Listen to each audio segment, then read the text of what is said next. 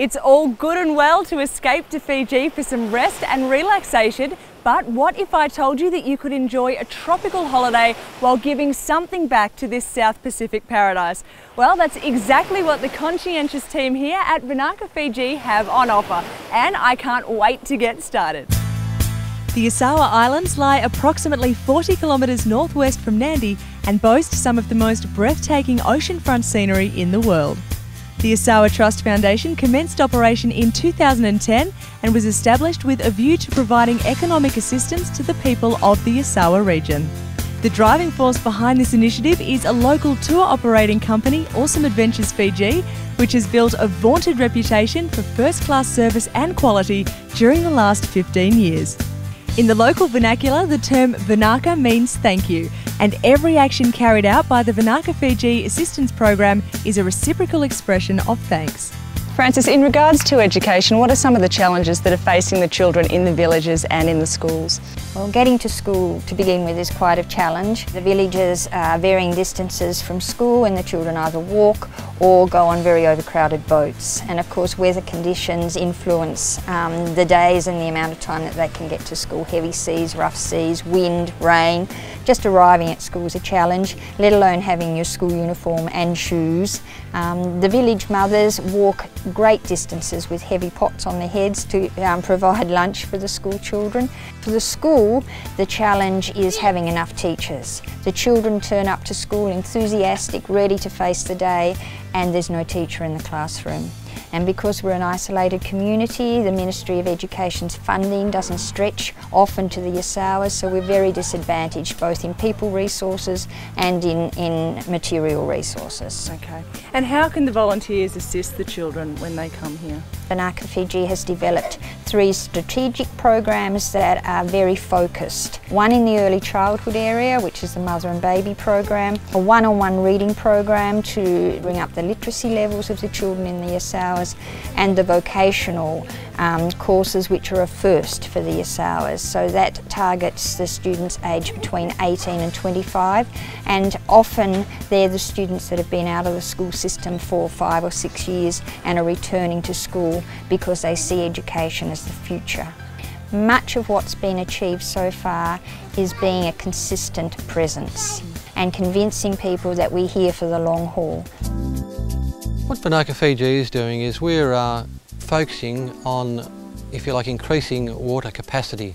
So what we do is we go into villages, we assess their water needs, and where we need to, we'll actually place tanks in that village, or we will, if you like, spend time reinstating things that are not really working correctly. We work against the criteria of 5 litres per person in that village per day throughout the year. So that's our criteria for measuring how much water is required.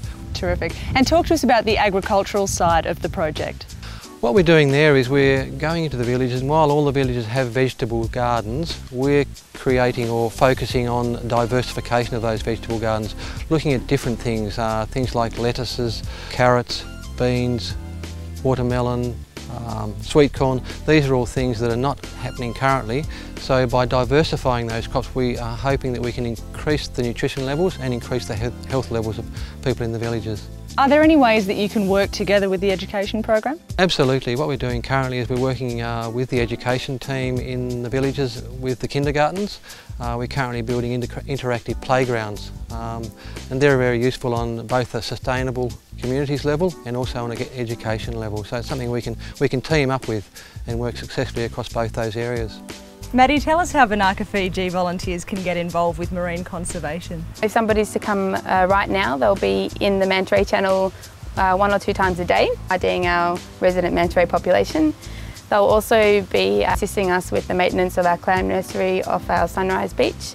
We'll also get them to help us remove crown of thorns from our reef. Something that's becoming a bit of an issue here is just too many numbers of this predatory species of sea star, on coral that is. So what the volunteers do really does make a difference, doesn't it? Yeah, it does. It makes a difference per day, but also some of the underlying themes that we have for the information that we collect is going towards us getting global recognition for being in a marine protected area. What marine activities can the volunteers get involved in their spare time?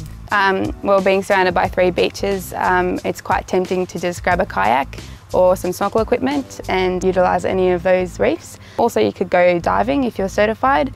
We've got 30 plus dive sites right on our doorstep, just a short boat ride away. Much of this work wouldn't be completed without the help of thousands of kind volunteers who travel from around the globe to join the Vinaka Fiji team. Tell us about the experience with Vinaka Fiji. What have you done so far that's been a highlight for you? The highlight was definitely the mother-baby group, and as well as implementing the water systems.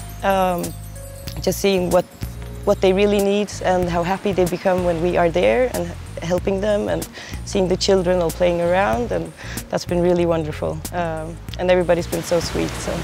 Ellie, you've had the advantage of seeing the direct benefits of the Vinaka Fiji programs. Can you talk to us about what you've seen?